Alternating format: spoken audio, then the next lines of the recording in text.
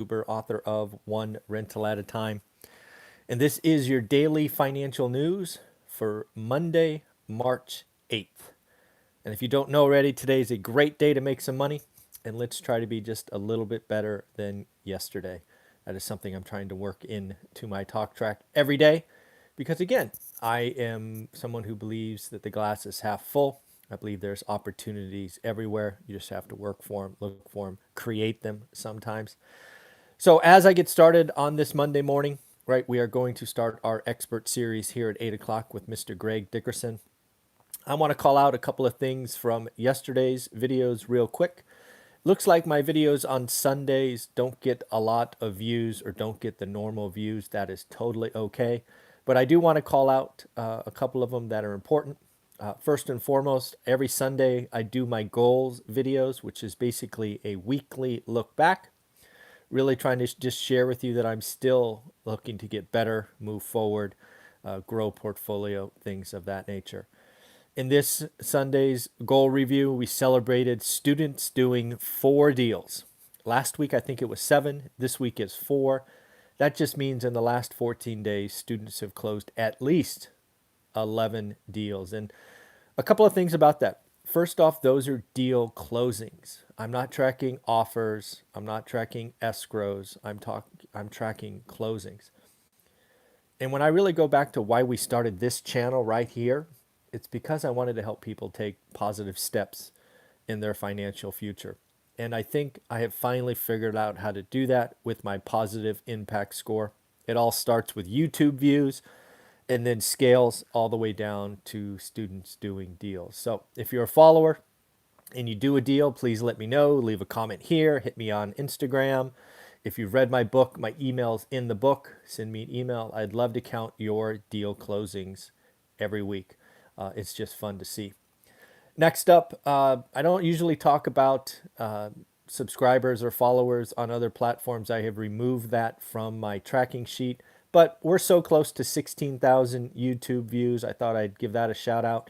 If you want to be part of the first 16,000, hit subscribe. And over on Instagram, I'm knocking on the door of 7,000. So if you want to follow One Rental at a Time, we put out daily at least one view or one post on Instagram every day. So just to let you know about that. And then finally, we actually had 5 students sign up for the real estate course yesterday, which is a big day. We had 400 books sold just over the weekend, thanks to Dion's shout out on the Bigger Pockets podcast. So we are growing. The One Rental at a Time nation is something that is important. And I think the One Rental at a Time brand story is going to become much bigger than just Olivia and I. I'm putting it out there as something that others can follow, and I want to start celebrating your story. So that is something that is very, very important. As we look at the daily news, I got to tell you, it feels good to be right, especially when I made the following calls early, right? It was dark. There were YouTube channels talking about Great Depression 2.0 and all of these other things. And now we have the general talking heads on TV going, you know what? That One Rental at a Time guy could be right. Now, in fairness, they're not saying that, but they're saying what I have been saying for 45 or 60 days now. First off, Goldman Sachs. Not a bad shop, right? Pretty well known. They have now come out and said we are about to have a jobs boom.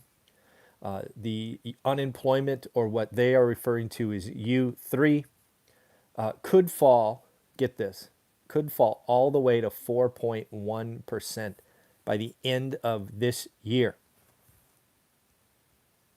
We've been talking about that, right? The job boom is coming.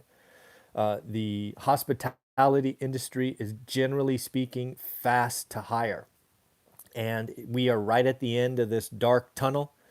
People are going to travel. They're going to get off their butt. Freaking Disneyland is going to open, folks. Can you believe our silly governor, who is about to be recalled, finally gave up and is opening Disneyland in April? Some will say he cares about us. I will say he cares about his own skin. That's the only reason he's opening it. But yes, Disneyland is about to be open in April in California. I can't believe it. But again, that will bring, the hospitality industry is quick to cut. but also quick to hire. And it is about to be a hiring boom. Plus, we should all know by now the stimulus is coming, right? Checks could go out as soon as this week. That is significant. Again, at the end of this dark tunnel, unemployment's going to be goosed up through the summer. Good things. Again, the job boom is going to pick up slow. What do we see? 300? I don't know. Almost 300,000 ads in February. It is going to get better from here. It is good, good, good, good news. On that front, we have seen the 10-year this morning hit 1.6 again. I think it hit 1.6 last Tuesday, I think. It is actually up 72% this year. You know, when you say 1.6, you're like, huh? But most folks are up. It is up 72%. So pretty interesting. Back to unemployment, just to realize how important 4.1 will be. We started this in January of 2020, 14 months ago, at about 3.5, maybe 3.6. It spiked all the way to 14.8 in April. And then to get from 14.8 down to 4.1 by the end of the year is awesome. And reading the article, Goldman actually is indicating that it could even go lower in 2021, folks. It is about to be a good year. These channels talking about scary things, I've stopped. I unfollowed them weeks ago because they're doing it because they want clicks and ad revenue. They don't do it because they care about you. It is, man, some of them scared me so much I wanted to just go hide. It was terrible. It's crazy. What else is going on? So we got the job boom. We got David Tepper, a pretty well-known real estate, or I'm sorry, a stock market investor. He's starting to put out stocks are starting to look cheap, right? Where the rotation is providing opportunities. That is something that is coming. He says it's very difficult to be bearish on stocks, right? Again, lots of folks are talking about a stock market crash. I don't have any idea how you have a market crash when the stocks go up 500 points, but hey, if you only own Tesla, yeah, probably down. What else? Oh, another thing that it's always interesting to see. We've had a couple of billionaires in the last 30 days trim their positions in their favorite stocks, right? That is pretty interesting. We had Warren Buffett, who we should all know Apple was its largest stock holding for years. Warren Buffett started to see that coming out, and he trimmed his position because it just became dominant in his portfolio. In addition to that, there's a billionaire named, I don't know his full name, Barron, it's all I wrote down. He is in love with Tesla, but he trimmed his Tesla position because it became too dominant. Again, what can you learn from these billionaires? If your portfolio is so skewed towards a single stock name,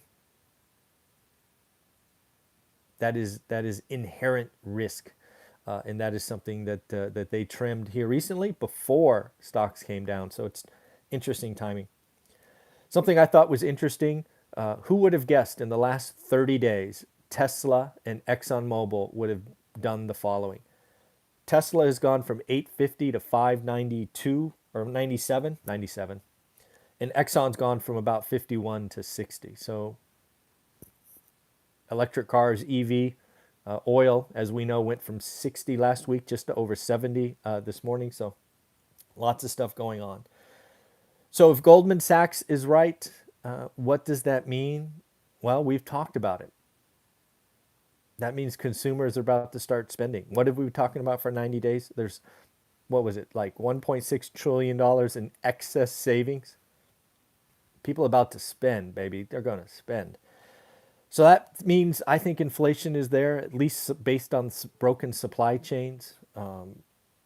Commodities are going to go higher. We've already seen that in lumber, in oil, in gas.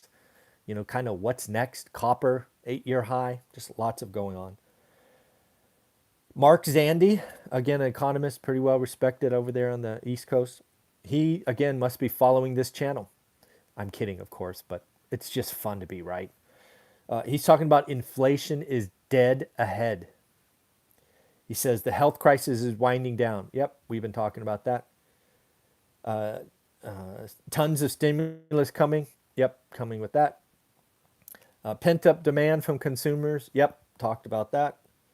Demand going to go up across the board, across all industries, pulling the job market. The job market's going to improve. Yep, talked about that. And finally, the economy is going to be hot, hot, hot. Every quarter is going to be better than the quarter before. And at least according to Mark Zandi, Wall Street's not ready. So again, we've been talking about this and told you it's coming. The picture is getting better and better. Yes, there's still pain. Yes, if you're struggling, I'm sorry. But in general, we are about to get out of this. It is about to be a very, very good year. If you're interested in real estate investing, again, I think the Fed is going to do everything they can, including Operation Twist, which is they're going to try to force long end of rates to stay low. They're going to do it with hundreds and hundreds of billions of dollars. I suspect they will be successful this year. I do not think that trick will work into next year, as I think more stimulus is coming and we're going to get this freaking economy humming, running hot, which means rates have to go higher. But we shall see. And then the last thing I read this morning is it looks like the stimulus checks are going to go out. About 50% of it is expected to end up in the stock market. Not rent, not food, not necessities, but people are going to take the free money and put it in the stock market. And the same article by Deutsche Bank talked about 50% up to 57% of past stimulus have ended in the stock market. Yeah, I think about that going, but in the end, there we go. So again, I think the economy is about to get brighter. I think we have a window of time to do our homework, our daily execution, get some cheap 30-year debt. I do not think 30-year debt will be this cheap next year or the year after. So go get that money. Go get that investment. I know it's hard. If you know anything about my story, I wrote 250 offers last year and got nothing. Right? Got to do the work. So at the end of the day, this is our channel. Have some fun. It's a great day. I'm going to get ready to talk to Mr. Greg Dickerson, our Monday expert. Bye-bye.